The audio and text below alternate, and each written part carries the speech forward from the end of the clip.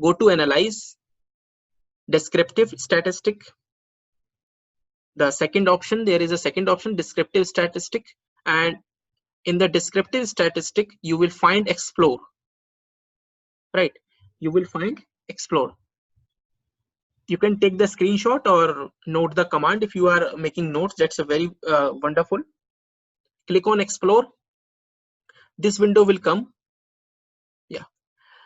Now they are asking for dependent list, factor list, and labels cases by for the normality. So I want to apply the normality on monthly income, right? For monthly income, I will take monthly incomes. You can select monthly income here and take it as a dependent in the dependent list by clicking on this command, on this button. You just click on this button after selecting your variable. If you click on this, it will be appeared in the dependent list, right? So I will take only one variable right now. In the factor list, you want to identify as per your gender or as per the educational, right, or as per the preferences. But right now I am not taking any factors or anything else. I just want to identify is there any normality in the data in the monthly income. Can I say there is an average or 35,000? Most of the respondents are in the category of 35,000, 20,000 they are earning. So I just want to know that is there any normality in the data or not. Go to statistic. You can leave it in the plot. Yeah, in the plot you will find there is an option, this one, normality plots with test, right? In the plots, click on plots and there is an option normality plots with test and uncheck the stem, right? Uncheck the stems and leaf. Click on the normality, continue. In the options there is no nothing. Statistics, I think descriptives is already there because it will give you descriptive data, descriptive statistic, right? Continue and click on OK. If you click on OK, next window will come, that is called your output window, right? And this next window, this is the next window. Here you can see the first table, it shows the case processing summary, right?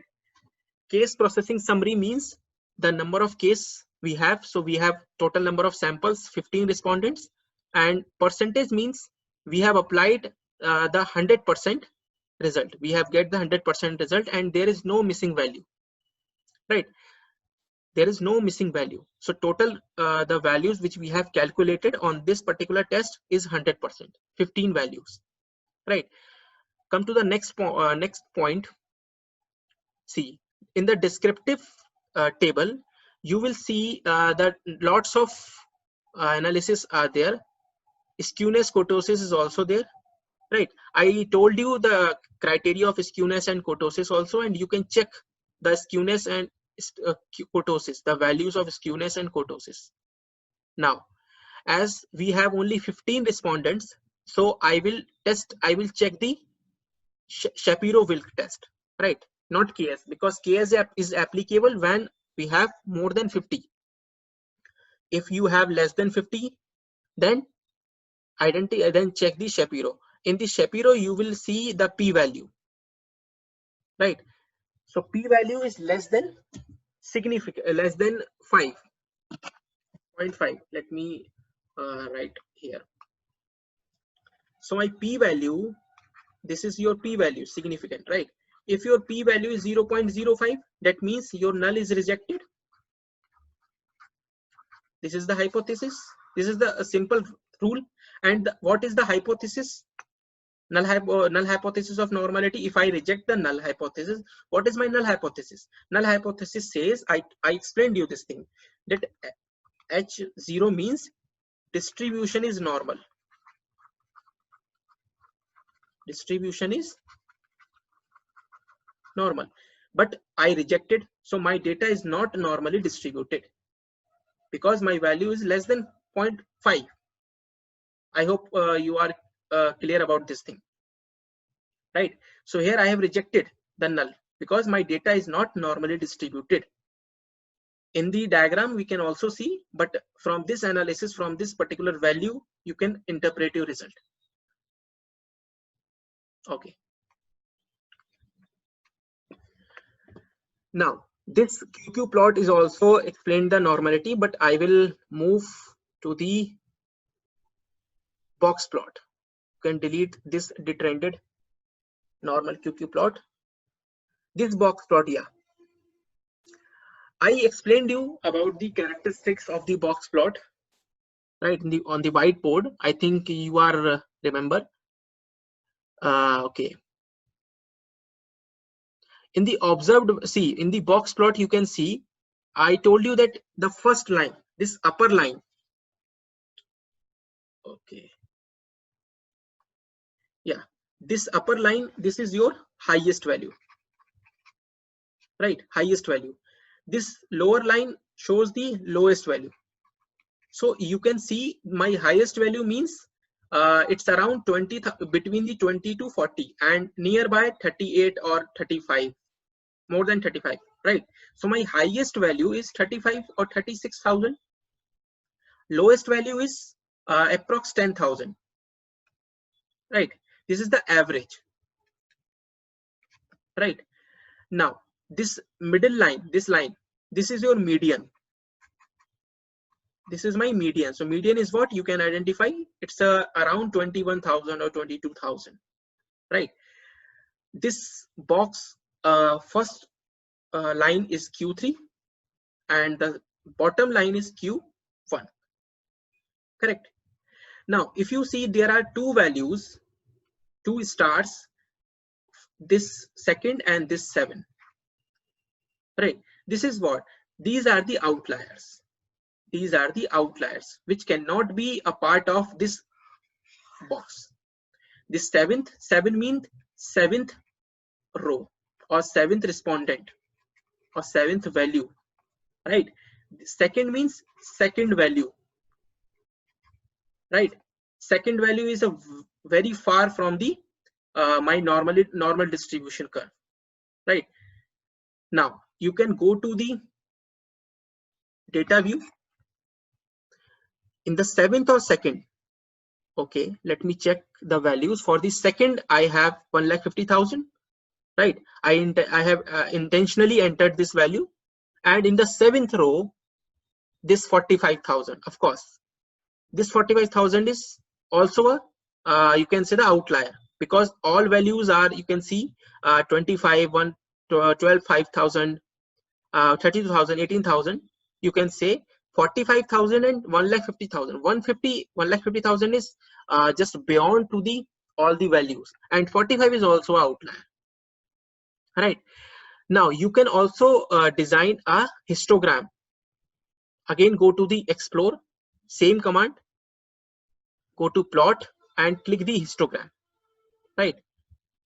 Continue and okay. So now you will get the histogram also, this one. So as I explained this table already, yeah.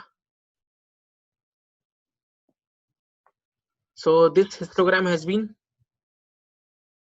designed. You can see there is an outlier, this one 1,50,000, right?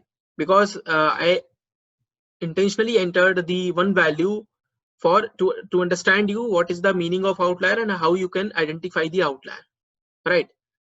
So my maximum value lies in the this range region, 0 to 50,000 maximum value. But there is no normality, as I told you. There is no normality because first of all, I have only 15 respondents data, right? Second one, this test, p-value is less than alpha, and I reject the null. So you will not find normality here. But I explained you the concept of outliers and box plot. This is a very important, right? This normal QQ plot is also explained you to normality. You can see the maximum values lies in this region, 0 to 50,000, right? But there is a one salary which is 1,50,000. So you can also identify with the help of QQ plot, right? my observed value or my expected value. So one value is just near to 1,50,000. So that's why there is a normality. Now I just delete this one, or you can remove this to the 15,000. Let's understand what will happen, right? And for 45,000, I'm also making this 25,000. Now almost all the values are in the same range. Let me again apply the same normality. You can apply the formula with this shortcut. This shortcut will show you the few latest of recent formula which you have used. So I have used the explore. Click on explore. Plot, already selected histogram and normality. Continue and click on OK. Right. Now you will see the value of skewness and kurtosis are very less. Earlier it was the, I think, 12 point something. Yeah. Earlier it was 3.4 for skewness and 12.7 for kurtosis.